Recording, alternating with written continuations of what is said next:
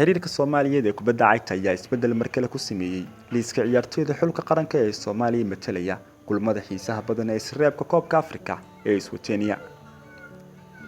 liis 30 ciyaaryahan ka koobnaa hordhacna uu ahaa ciyaartoyda xulka qaranka Soomaaliya matalaya 2022 ayuu xiriirka Soomaaliyeed ee kubadda cagta ilaa 5 ciyaaryahan ka saaray waxaan lagu soo kordhiyay 5 kale. dadka arrimaha isboortiga Soomaaliya u dhuuntuleela waxay si aad ah u sugayeen dhagtan ugu hayeen isbedel lagu sameeyo ciyaartoyda dalka Soomaaliya ku sugan. ciyaartoyda caasimada ku sugan ayaa si aad ah uga soo horjeestay liiskan horaantiisii marka la soo saarayay iyagoo si aad ah uga xumaaday in mar kale iyaga aan xuquuqdooda la siinin. waxay ku andacoodeen in kaalintoodii la baneeyay sidoo kale boosaskii ay lahaayeen laga buuxshay iyadoo la soo xulay ciyaartoy kale oo dalka dibadiisa ku sugnaa waxna aan ka ogeyn marxaladihii kala duwanaa ee xulka Soomaaliya uu soo maray. laakiin mar kale dhag jalaq looma siinin ciyaartoydaasi iyo hadaladii ka soo baxay. isbedel sida u buuranna kamaysan sameeynin marka la fiiriyo xiriirka Soomaaliyeed iska badaa in la soo xulay ciyaartoydii soo muuqday ee la hadlayay warbaahinta ama Facebook-yadooda ku soo qoraya qoraalada. golhay Yusuf Lambaza ayaa lagu soo diray liiska golhayaasha ee dalkeena Soomaaliya kuwa oo markii hore ahaa ilaa 3 golhaye. Mustafa Yusuf Nakuja, Ayub Ahmed iyo Abdiraxmaan Jaamac ayay ahaayeen 3 golhaye ee hore loogu soo xulay dalkeena Soomaaliya.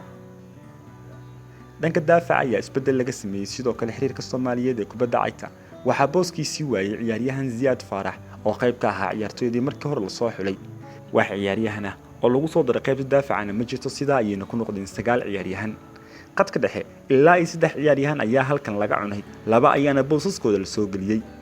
ciyaaryahan Darmayn, Cabdulqaadir Said Ahmed iyo Fahad Ismaaciil ayaa noqday 3 ciyaaryahan ee booskooda waayay sanadkan waxaana lagu bedelay 2 ciyaaryahan oo kale kuwa oo kala yiraahdo Cabdullaahi Teeli oo Turkiga ku ciyaara iyo Ayub oo Fiilaan ka imaanaya.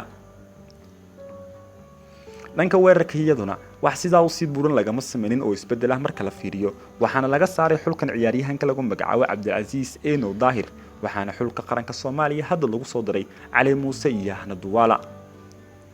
waa isbedel aysan dadka ciyaaraha falanqeeya si aad ah macna ugu sameeynin midka hadda lagu sameeyay ciyaartoyda xulka qaranka Soomaaliya ee hore loo soo xulay.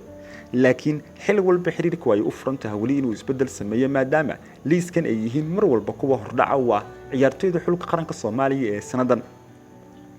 xulka Soomaaliya kulan home away ay la ciyaari doonaan xulka qaranka ee Iswatenia.